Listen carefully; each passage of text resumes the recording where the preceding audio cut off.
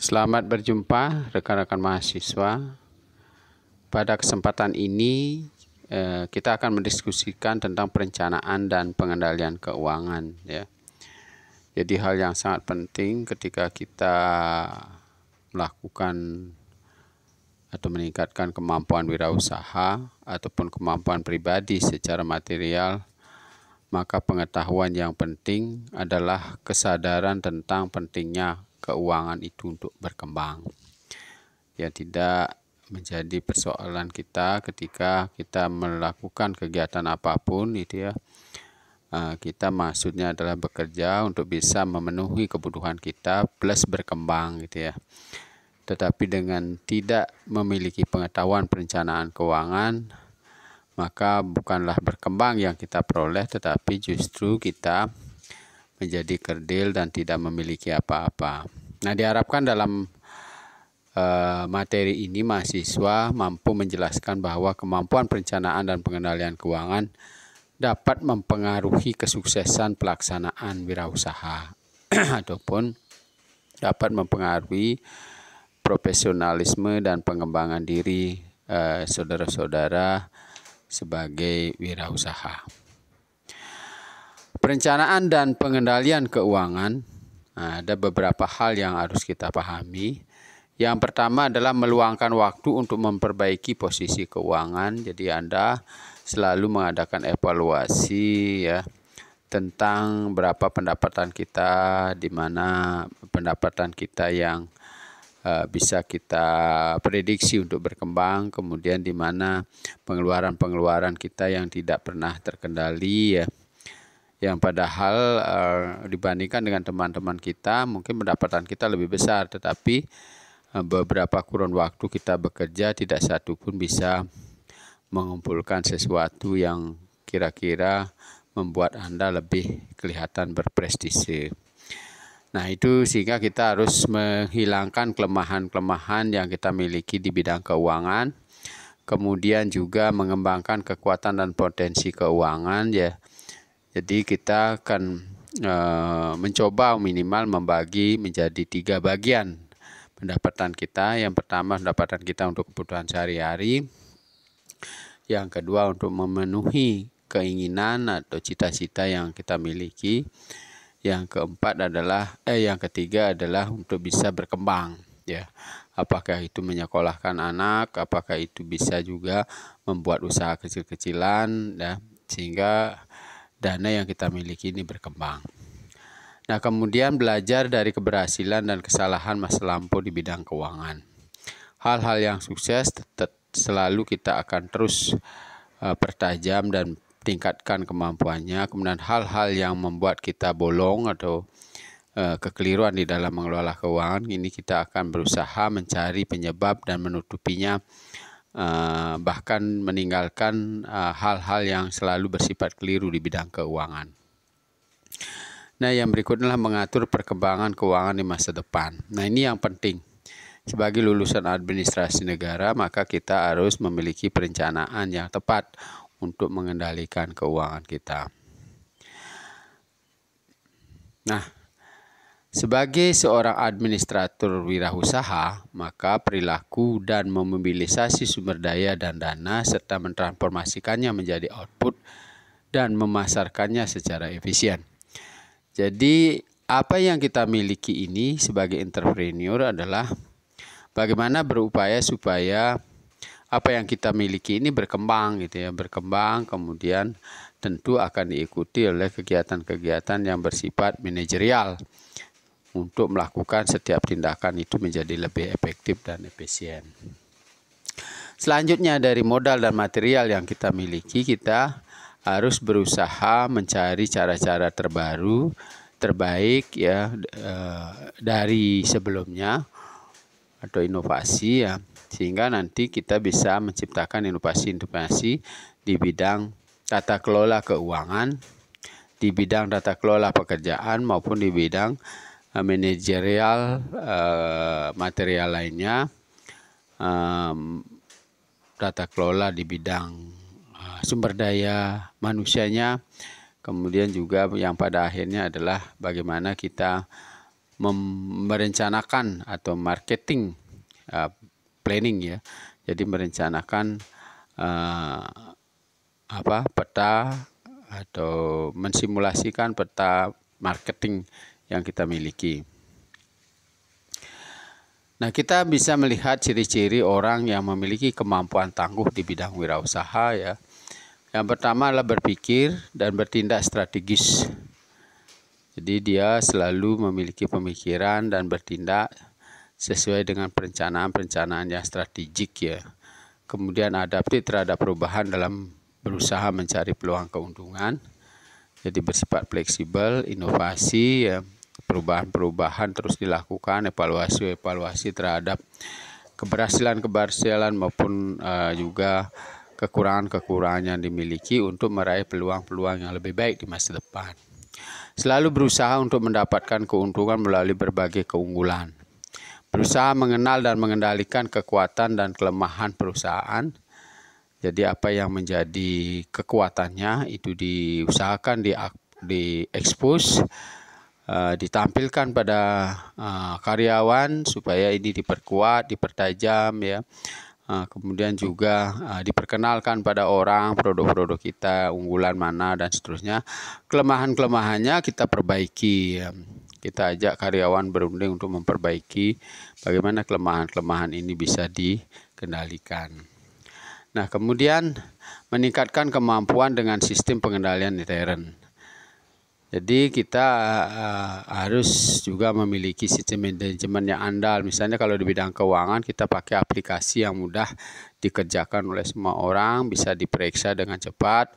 Kemudian juga bisa dihubungkan dengan perangkat elektronik yang bisa kita kontrol dari rumah ya, atau dimanapun kita sebagai manajer berada. Jadi kita bisa mengontrol karyawan, kita bisa mengontrol laporan keuangannya, sirkulasi keuangan dan seterusnya meskipun kita berada di luar kantor. Selalu berusaha meningkatkan kemampuan dan ketangguhan perusahaan, terutama dengan pembinaan motivasi semangat kerja dan pemupukan modal.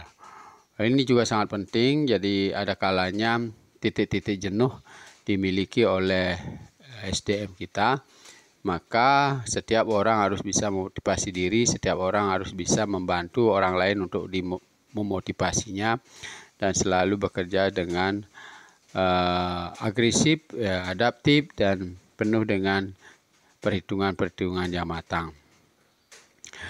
Berani mengambil risiko serta mampu memperhitungkan dan berusaha menghindarinya. Jadi risiko itu tidak kita potong ya, tetapi kita hadapi ya, kemudian pelan-pelan kita mengurangi dampak negatifnya. Ya, risiko-risiko yang kita miliki itu bisa memberikan dampak negatif, bisa juga berdampak positif ya, sebagai bahan penguatan terhadap organisasi, sebagai bahan learning proses bagi setiap karyawan yang ada.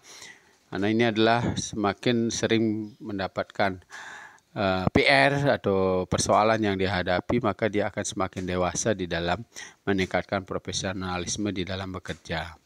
Selalu berupaya mencapai dan menghasilkan karya bakti yang lebih baik untuk pelanggan. Untuk pelanggan selalu dipuja, kemudian produknya selalu dijunjung ya, selalu ada perbaikan-perbaikan, keistimewaan baru ya. Kemudian selain itu juga kepada pemilik ya, sehingga menimbulkan kepercayaan, pemilik saham menimbulkan kepercayaan pada kita ya untuk mengelola usaha mereka. Kemudian bahan baku pemasok ya. Jadi bagaimana pemasok ini dianggap sebagai sumber dari segala kehidupan kita. Jadi kalau tidak ada barang-barang produksi, atau kalau misalnya kita bekerja di dunia pemerintahan, siapa pemasok? Ya pelanggan. Semua yang memberikan usulan, semua yang memberikan kritikan, itu adalah pemasok buat kita untuk meningkatkan profesionalisme di dalam bekerja. Kemudian tenaga kerja juga harus dihargai ya. Jadi meskipun kita belum bisa menggajinya UMR, tapi kita terus memberi motivasi untuk mereka bisa mengejar target untuk memenuhi target-target yang kita inginkan sehingga dia bisa mendapatkan kesejahteraan yang lebih baik. Masyarakat, bangsa, dan negara. Jadi kepentingan-kepentingan kita untuk untuk memperluas dan mengembangkan usaha kita, perlu sekali kita memahami perkembangan masyarakat, negara, dan bangsa untuk meningkatkan profesionalisme dan usaha-usaha yang kita lakukan. Antisipatif terhadap perubahan dan akomodatif terhadap lingkungan. Jadi kefleksibelan dan kemudahan sistem pembelajaran yang diberikan kepada SDM yang kita miliki membuat dia memiliki daya tahan yang kuat, ya, selalu memiliki upaya-upaya antisipasi kondisi-kondisi yang terburuk sekalipun. Kemudian dia akan belajar terhadap lingkungan, bagaimana lingkungan ini membentuk pribadi sebagai karyawan maupun pribadi sebagai pribadi masing-masing, ya. Kreatif mencari dan menciptakan peluang pasar dan meningkatkan produktivitas dan efisiensi. Ya, jadi ini ketika berproduksi sudah bagus, ya, mereka juga harus selalu mengembangkan cara-cara bagaimana memperkenalkan produk kita supaya lebih baik. Kalau misalnya di kantor, bagaimana supaya masyarakat itu dengan sadar diri mengurus urusan-urusannya. Jadi tidak kita menjemput bola, kemudian memberikan sosialisasi, edukasi terus saja di situ, ya. Tapi sudah masyarakat yang aktif, bagaimana masyarakat memberikan daya dukung, kemudian berapa yang harus dia bayar itu sudah mereka ketahui sendiri. Karena dia memahami bahwa pekerjaan-pekerjaan kita sudah cukup profesional dan layak untuk dibayar lebih baik, kan gitu. Selalu berusaha meningkatkan keunggulan dan citra perusahaan melalui inovasi dari berbagai bidang. Ya, jadi seperti tadi, setiap kegiatan yang kita buat setiap hari harus ada penambahan kualitas, ya, jumlahnya secara kuantitas bertambah, kualitasnya bertambah, sehingga ciri-cirinya kita kualitasnya bertambah, orang semakin senang, ya, kemudian sosialisasi secara otomatis berjalan sendiri. Jadi dari para pelanggan yang sudah puas terhadap pelayanan kita, dia akan menganjurkan kepada teman-temannya untuk berbelanja atau fanatik pada produk-produk yang kita buat. Nah, sekarang kita kembali lagi pada perencanaan dan pengendalian keuangan, ya. Jadi apa yang dimaksud dengan perencanaan dan pengendalian keuangan? Yang pertama adalah merupakan rencana-rencana terhadap tindakan terhadap keuangan, ya. Jadi bagaimana kita menyusun rencana-rencana, ya. Dari awalnya kita tidak mendapat pendapatan, tapi bagaimana supaya mendapat pendapatan, maka kita akan berusaha untuk menciptakan rencana yang bagus dari unit produksi, dari mana bahan bakunya, berapa menggunakan SDM, berapa yang akan diproduksi, siapa yang akan dijual, siapa yang akan diberikan sebagai pelanggan, ya, berapa jumlahnya, targetnya 1 tahun berapa, sampai pada detail berapa sih mendapatkan nafkah ketika target-target itu sudah dipenuhi. Nah, itu jadi kita belum memiliki uang pun kita bisa membuat perencanaan-perencanaan strategis untuk mengatur keuangan. Yang kedua, mengembangkan sikap terhadap sumber daya. Jadi awalnya kita bersikap negatif, ya. Jadi kita sumber daya itu dianggap beku, pasif, ya. Uang itu dianggap konsumtif, ya. Kita rubah cara berpikir kita bahwa uang itu adalah harus dipakai untuk mengembangkan diri, menciptakan produksi, ya. Kemudian juga berkembang, ya, bisa menciptakan tenaga kerja. Kemudian sumber daya mesin jangan sampai terdiam, karena mesin atau komputer yang terdiam tanpa bekerja dia rusak sendiri, ya. Jadi itu harus dipahami bahwa barang-barang itu harus menghasilkan sesuatu. Ketika sepeda motor kita bergerak, itu mengantarkan Anda bekerja, berarti harapannya adalah minimal bisa memelihara kendaraan tersebut, minimal bisa membeli minyak untuk kendaraan tersebut, termasuk menyelamatkan para penumpangnya. Plus mengantarkan prestasi pada para orang yang menggunakan kendaraan tersebut. Kemudian mengukur dan mengendalikan strategi keuangan dan hasilnya. Nah, ada fitur-fitur yang kita kembangkan ketika misalnya di perencanaan itu ada indikator-indikator yang ingin kita capai sampai pada pemenuhan sumber anggaran yang harus dipenuhi. Kemudian dari anggaran itu berapa yang akan berkembang? Apakah itu sebagai dividen, apakah itu sebagai keuntungan? Ya, kalau misalnya di dunia pribadi gitu ya, katakanlah misalnya kalau Anda mendapatkan salary yang bagus, ya untuk apa gitu? Apakah berapa orang yang bisa makan dengan cukup gizi, berapa orang yang bisa disekolahkan, apakah dia bisa sekolah dengan baik, kesehatannya bagaimana ya? Jadi impas gitu ya. Plus misalnya kita punya saving, bisa membuat usaha kecil atau bisa membantu orang lain untuk memiliki kesuksesan yang sama dengan kita. Apakah itu menciptakan lapangan kerja, apakah itu sebagai menyekolahkan anak-anak yang kurang mampu dan seterusnya. Sukses keuangan melalui orang lain. Jadi perencanaan dan pengendalian keuangan ini juga bisa kita tidak hanya untuk diri sendiri, tetapi seperti tadi menciptakan lapangan kerja, menciptakan dividen dan keuntungan-keuntungan dari hasil kerja orang lain.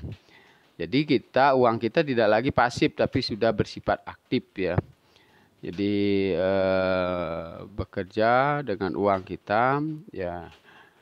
Jadi Anda pasif, uangnya yang bekerja untuk menghasilkan uang disebut dengan passive income ya. Nah, kemudian perangkat untuk pengendalian dan keputusan-keputusan sistem informasi. Jadi perencanaan dan pengendalian juga menyangkut persoalan alat pendukung ya. Jadi ada perangkat-perangkat yang disiapkan, ada aplikasi-aplikasi yang disiapkan, ada peraturan-peraturan yang disiapkan untuk mengatur keuangan. Ya, jadi pemeriksa keuangan, ada juga SDM yang terlibat sebagai badan pemeriksa atau badan pengawas atau badan pengendali atau badan penjaminan mutu dan seterusnya. Jadi termasuk itu yang disebut dengan perencanaan dan pengendalian keuangan. Nah, apa saja yang terlingkup di dalam rencana keuangan? Yang pertama adalah menetapkan tujuan-tujuan keuangan. Dari keuangan yang kita miliki ini untuk apa? Jadi tadi kan sudah saya sebutkan minimal ada 3 ya, memenuhi kebutuhan, ya, kemudian memenuhi keinginan, keperluan ya. Apakah itu rekreasi, apakah itu beli baju, membeli kendaraan dan seterusnya. Dan yang ketiga adalah untuk mengembangkan uang itu sendiri. Jadi sebagai modal untuk menciptakan pengembangan usaha sendiri. Kemudian mengevaluasi strategi keuangan. Jadi ada rencana-rencana untuk mengevaluasi keuangan tersebut. Jadi indikator-indikator yang dicapai, yang direncanakan itu apakah sudah dicapai apa tidak. Jadi angka uang atau nominal yang disebutkan itu apakah tercapai apa tidak, berapa persen tercapai, kenapa tidak tercapai dan seterusnya. Kemudian mengumpulkan dan mengevaluasi fakta dan angka keuangan. Jadi untuk kita bisa detail mengetahui kekurangan, kesuksesan, itu kita harus punya data-data yang detail terkait pengelolaan keuangan kita sendiri ya. Jadi itu terekam dengan baik, kemudian selalu dilakukan analisis apakah per hari, apakah per minggu, apakah per bulan. Ya, ternyata kita punya sisa-sisa keuangan yang kita belanjakan tidak karu-karuan. Sebenarnya kalau ini terkumpul bisa jadi saving, bisa menjadi biaya studi lanjut ya, bisa juga menjadi sarana untuk membeli rumah atau mencicil rumah atau kendaraan dan seterusnya. Nah, kemudian menetapkan tingkat dan target efisiensi. Jadi terutama di bidang keuangan itu sudah ada ukuran-ukuran yang harus kita capai ya, dari kesehatan keuangan itu ya. Jadi ada rumus-rumus yang bisa kita penuhi sehingga Anda disebut sehat di bidang usaha. Jadi apakah itu lembaga perkreditan, apakah itu usaha perbengkelan ya, atau dagang dan seterusnya, ada ukuran-ukuran ya antara biaya dan pendapatan itu. Misalnya BOPU atau biaya operasional, biaya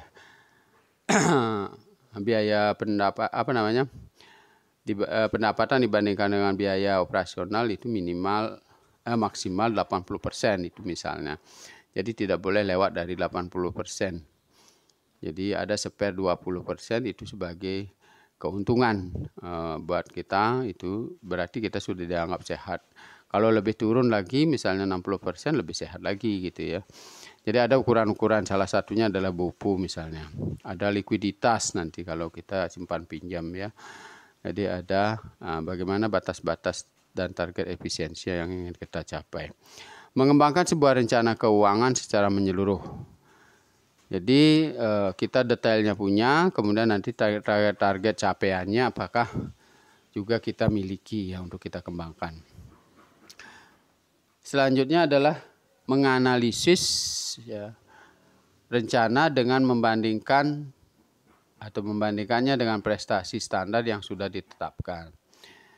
Jadi selalu kita menganalisis apakah rencananya bisa tercapai atau tidak ya. Kalau tercapai berapa persentasenya ya.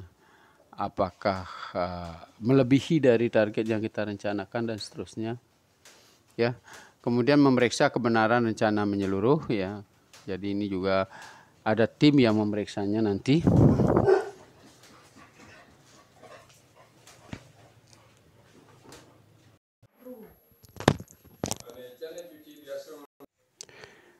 Selanjutnya meninjau kembali rencana. Jadi rencana-rencana yang kita buat itu harus setiap waktu dievaluasi ya. Misalnya kalau perusahaan tahunan ya minimal 3 bulan sekali kita tinjau perencanaannya untuk mengetahui estimasi-estimasi yang kita buat itu apakah sudah sesuai gitu ya.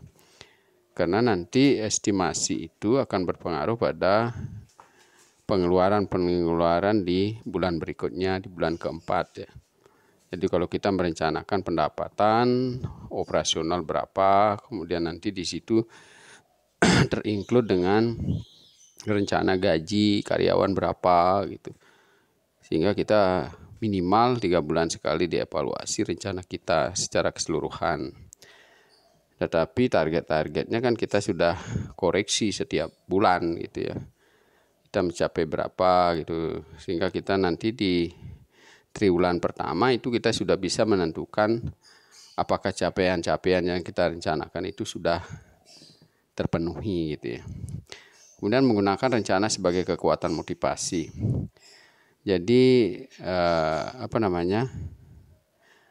optimalisasi dalam perencanaan akan membuat kita menjadi optimis di dalam mencapai rencana-rencana tersebut ya. Kemudian karyawan ketika dikaitkan dengan pendapatan mereka gitu ya. Jadi jika mencapai target rencana perusahaan berapa, dia akan mendapatkan salary berapa, itu akan memberikan motivasi yang kuat kepada karyawan maupun kita sebagai seorang manajemen ya atau manajer. Jadi ketika karyawan itu bersemangat, kita akan sudah bisa melihat hasil akhir daripada rencana tersebut. Tapi ketika kita tidak mampu mensosialisasi atau memotivasi pegawai untuk mencapai rencana-rencana kita itu, sehingga nanti dampaknya adalah pesimis kerja dari karyawan itu akan muncul rasa pesimisnya.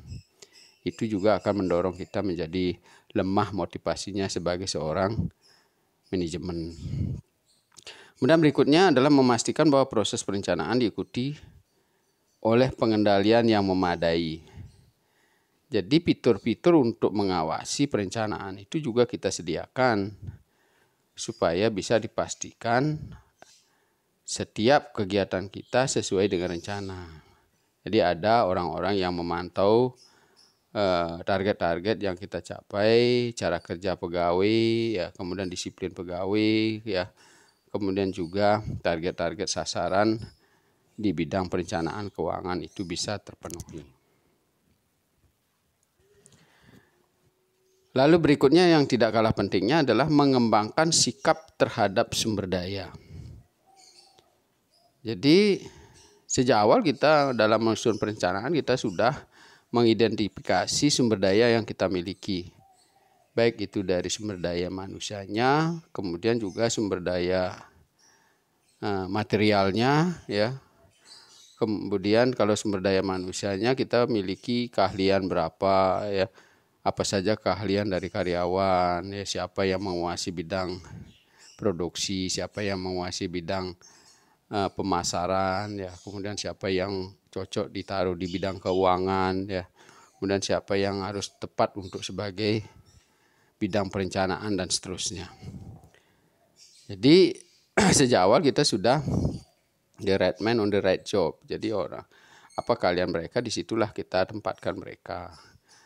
Kemudian penggunaan sumber daya juga. Jadi material, misalnya sumber daya material atau keuangan. Jadi sudah tentu sebuah perusahaan yang targetnya sangat besar belum tentu memiliki permodalan yang kuat, tetapi dia memiliki cara-cara untuk mencapai target operasional yang besar itu. Misalnya dia akan mengidentifikasi sumber-sumber keuangan ya, mengidentifikasi teman-temannya yang bisa diajak bekerja sama, berkolaborasi untuk menanam saham di perusahaan kita, mengidentifikasi orang-orang yang memiliki kualifikasi di dalam pengembangan usaha. Jadi ada saja misalnya orang-orang yang memiliki kemampuan atau kompetensi di bidang keuangan tetapi belum bekerja atau belum cocok tempatnya bekerja. Jadi kita akan mengumpulkan orang-orang yang seide, sehati dan percaya pada kita. Karena orang-orang yang maksimal untuk mengeluarkan energinya adalah ketika mereka berada pada orang-orang yang dipercaya, kemudian satu bahasa, satu komitmen, ya, sehingga nanti dia yang punya tenaga akan mengeluarkan energinya secara optimal, yang punya keuangan akan mengeluarkan sumber daya dana keuangannya akan secara optimal. Tetapi ketika dia belum ketemu dengan orang-orang yang cocok, maka dia tidak sepenuhnya akan keluar seluruh kemampuan mereka. Apakah itu bidang keuangan, apakah itu kompetensi dirinya, apakah dalam pengalokasian waktu, ataupun dalam mengeluarkan gagasan-gagasan di bidang perencanaan. Ya. Kemudian berikutnya adalah mengukur imbalan Anda, atau mengukur imbalan orang-orang yang diajak kerjasama. Jadi harus ada indikator-indikator yang bisa kita gunakan untuk menilai prestasi seseorang di dalam usaha kita. Jadi bidang keuangan ada pengukuran yang berbeda. Di bidang pengembangan SDM ada ukuran yang berbeda ya. Kemudian dari tingkat pendidikan juga harus memiliki standar yang berbeda ya. Jadi kita dari sejak awal kita sudah buatkan saluran-salurannya, atau istilahnya kalau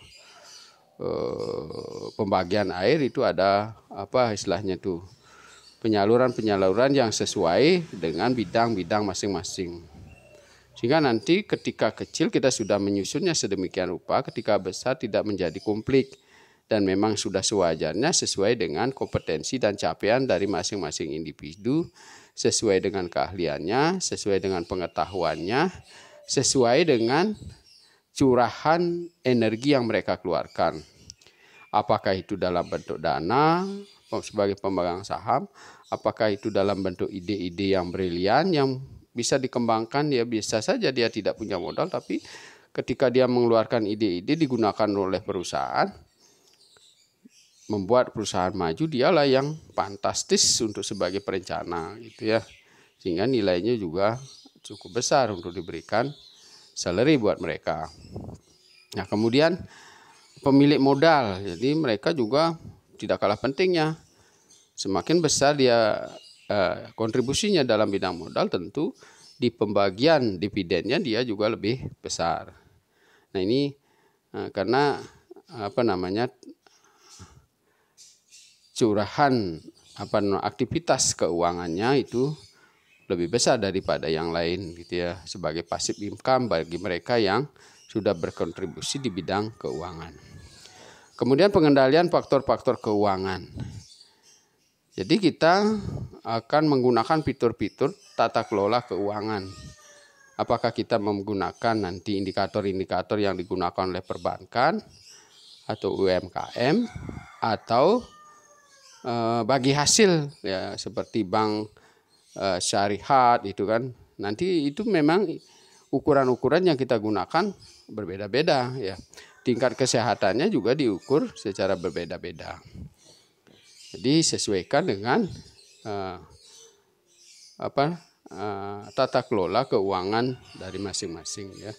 Bahkan produk perundang-undangannya, peraturannya juga berbeda. Yang diberlakukan dengan UMKM, misalnya kalau di koperasi, itu kan ada semacam pembagian terhadap pemilik saham, ada berupa pembagian atas jasa. Jadi kalau dia makin sering dia meminjam, maka dia makin banyak mendapatkan pembagian sisa hasil usaha. Semakin sering menyimpan juga dia sudah mendapatkan bunga dari simpanannya, kan begitu. Nah, bagaimana dengan orang-orang yang hanya menyimpan dalam bentuk simpanan wajib atau simpanan pokok? Tentu dia bukan tergolong sebagai anggota yang aktif. Tentu pembagian dividen atau SAU-nya juga berbeda. Sedangkan kalau perbankan mungkin sesuai dengan jumlah saham yang dia beli atau kontribusi keuangan yang dia taruh. Sedangkan kalau di sektor publik, seberapa banyak dia memberikan kontribusi terhadap organisasi atau lembaga negara gitu ya. Semakin aktif mereka, semakin banyak ide-ide mereka dan dipergunakan oleh pemerintah daerah, maka profesionalismenya semakin meningkat, maka dia imbalannya adalah dimulai dari kedudukan ya. Jadi diberikan jabatan, kemudian baru mengikuti selera sesuai dengan aturan ya. Kemudian dalam kondisi tertentu ada profesionalisme tertentu yang bisa dinilai sebagai jabatan fungsional gitu ya. Misalnya sebagai peneliti ya, kemudian sebagai pengawas ya, kemudian sebagai badan pemeriksa. Nah, itu sesuai dengan jabatan itulah salary yang mereka dapatkan, termasuk juga kewenangan-kewenangan yang besar dalam memutuskan hal-hal yang penting mereka miliki. Jadi ini juga sebagai bentuk penghargaan terhadap mereka dalam bentuk wewenang yang mereka miliki. Berapa orang bisa mengendalikan pegawai kan gitu ya, bawahannya berapa. Ya, kalau semakin tinggi eselonnya maka dia semakin kewenangannya itu semakin besar ya, kemudian kedekatannya dengan pihak penguasa semakin tinggi kan gitu.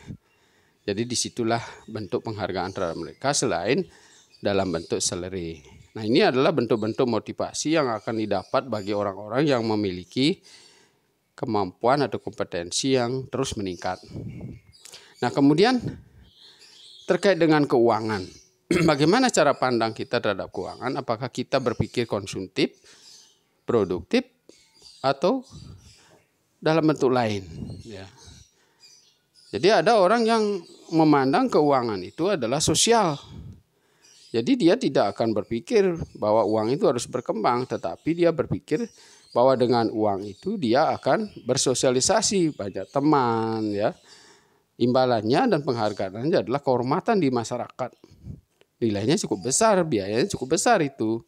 Jadi untuk mendapatkan kepercayaan dari masyarakat kita perlu biaya yang cukup besar. Ya, minimal kita biaya untuk berkomunikasi ya. Harus punya waktu untuk berdialog dengan teman-teman, membantu masyarakat untuk menyelesaikan soal-soal yang dihadapi oleh masyarakat dan seterusnya. Jadi dia tidak akan mendapatkan salary tetapi mengeluarkan uang gitu. Tetapi tingkat kepuasan yang mereka peroleh mungkin lebih besar dari orang-orang yang memiliki uang banyak gitu. Karena tujuan kita berbeda. Ada juga orang yang memandang prestise itu dalam bentuk material. Sebagian banyak aset yang dia miliki, uang yang dia miliki di bank, dan seterusnya mobil, dan seterusnya itu dianggap prestise bagi mereka. Jadi mereka tidak segan-segan untuk membeli barang-barang itu dan mengkoleksinya secara banyak gitu. Barang-barang mewah dan seterusnya. Tingkat kepuasan mereka di situ. Jadi mereka juga bisa memandang dan mengelola keuangan ke arah tujuan itu. Kemudian yang lain, ada yang berkeinginan keuangan itu berkembang, membuka perusahaan di mana-mana gitu, sehingga dia tidak pernah berhenti untuk menciptakan lapangan kerja. Tingkat kepuasannya adalah bagaimana supaya orang-orang lain minimal sama dengan mereka gitu. Jadi menciptakan orang-orang kerja yang profesional yang bisa membantu banyak orang. Di situ nilai mereka yang mereka kejar. Nah, jadi bagaimana kita bisa memandang cara pandang kita terhadap keuangan sesuai dengan kebutuhan dan keinginan dan serta cita-cita kita semua. Lalu berikutnya adalah pengendalian masa depan. Nah, kembali lagi pada persoalan tadi, masa depan kita itu terletak di mana? Apakah pada kemurnian pada keuangan itu sendiri? Jadi mereka akan menempatkan berbagai material yang mereka miliki, aset yang banyak, uang yang banyak, itu sebagai tujuan utama di masa depan mereka. Atau dia memiliki beberapa perusahaan di berbagai tempat, menciptakan lapangan kerja di berbagai tempat. Itu juga menjadi tujuan masa depan mereka. Atau ingin menjadi pejabat publik, menempati kedudukan yang paling tinggi. Mungkin berada di tingkat kementerian dan seterusnya, semakin tinggi dari daerah ke provinsi sampai ke tingkat pusat. Itu juga capaian yang mereka ingin capai melalui manajemen sumber daya. Apakah itu sumber daya dirinya sendiri sebagai sumber daya manusia, apakah sumber daya dana atau keuangan mereka, dan material lainnya. Nah, inilah yang akan menjadi cita-cita masa depan kita sesuai dengan apa yang kita rencanakan. Nah, kemudian kita bicarakan tentang mengukur dan mengendalikan strategi keuangan dan hasil. Faktor-faktor yang kita harus capai di situ adalah bagaimana kita memanage faktor-faktor yang berpengaruh kritis terhadap keuangan kita. Jadi bagaimana kita mengendalikan pengeluaran yang tidak perlu, bagaimana mengatur waktu-waktu kita yang bolong, ya. Bagaimana mengurangi waktu-waktu yang kita yang terbuang percuma. Ya, bagaimana bisa kita mengerjakan sesuatu tepat waktu dan seterusnya. Kemudian kecenderungan. Ya, kecenderungan itu bagi manusia, kita selalu ingin mencapai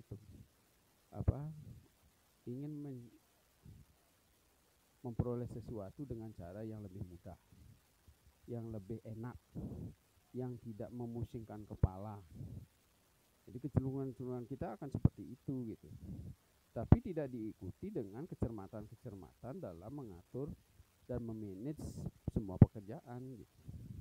Jadi mestinya kalau dia ingin mendapatkan secara mudah, cara mendapatkan uang lebih cepat dan seterusnya, tentu mereka harus meningkatkan profesionalisme, mengendalikan diri, memanage waktu, kemudian juga memanage pekerjaan yang terus harus ada peningkatan kualitas, baik dari sisi hasil maupun dari cara pencapaiannya.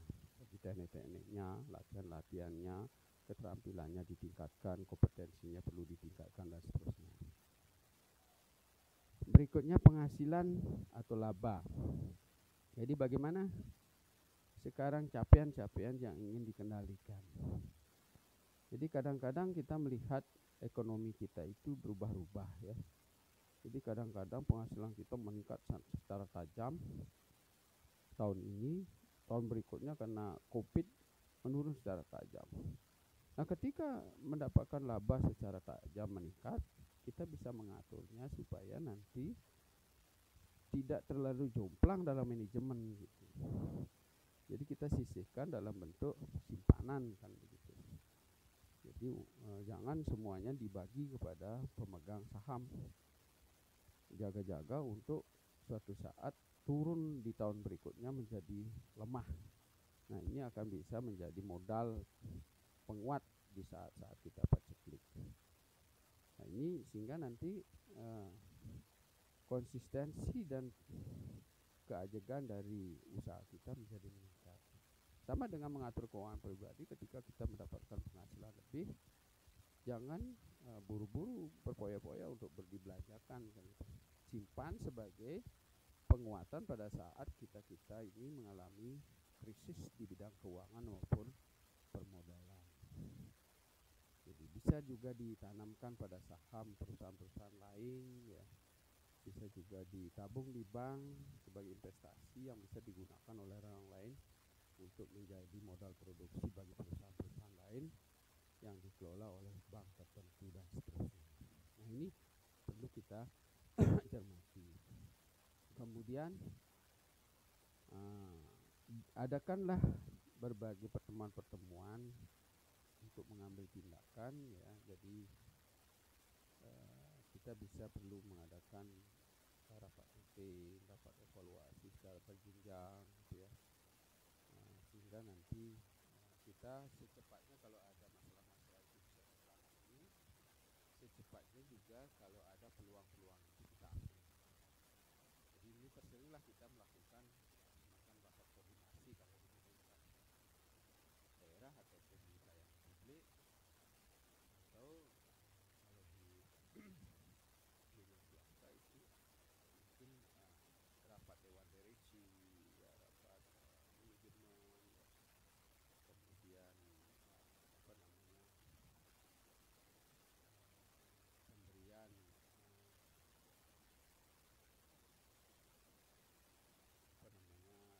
diskusi dengan karyawan ya, mingguan, bulanan dan seterusnya.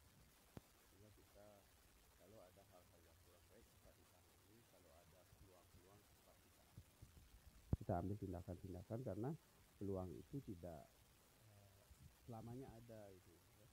Jadi begitu ada kita cepat mengambil tindakan untuk mengambil peluang. Baiklah, sampai di situ dulu pengetahuan dasar tentang tata kelola